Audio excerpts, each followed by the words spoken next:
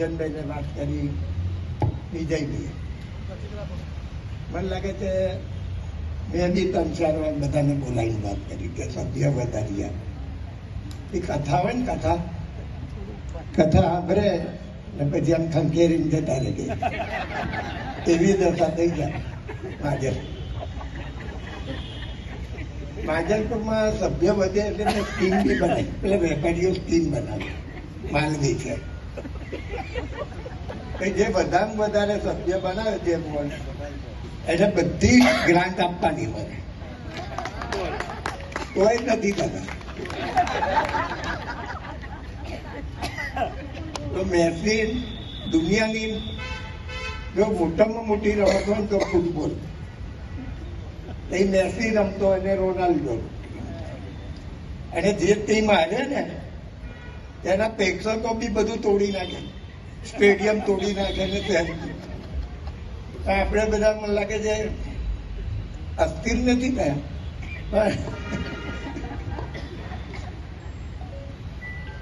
અલા સૌથી વધારે વોટ આવે સામેની ડિપોઝિટ જાય ને ઓછામાં ઓછા સભ્ય માજલપુરમાં થાય ને વધારે વધારે થઈ જ નથી.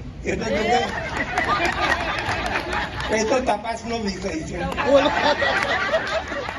કારણ કે આપણે જે સભ્ય પહેલા કર્યા ને તો બધા એમાં જતા રહે, એટલે તપાસ કરવી પડે. પણ આપણે ભાઈ પેલા કાચુઓ ને સસલાની વાત જાણો છો ને, પછી આપણે એવું થઈ ગયું, આપણે બધા હુઈ રહ્યા ને કાચું આગળ.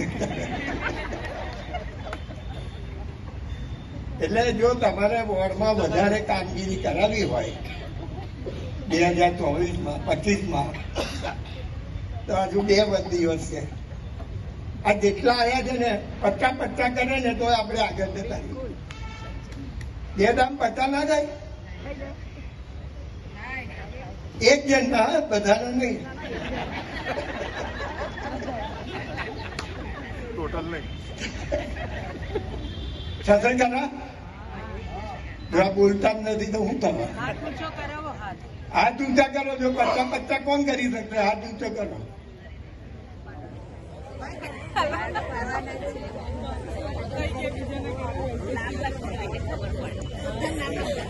વધારાના 50.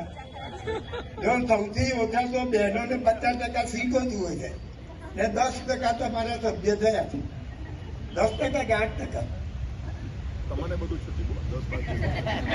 બહેનો એ જે કર્યા છે એ 10%થી વધારે નથી કર્યા, અને સીટો જુએ છે 50%.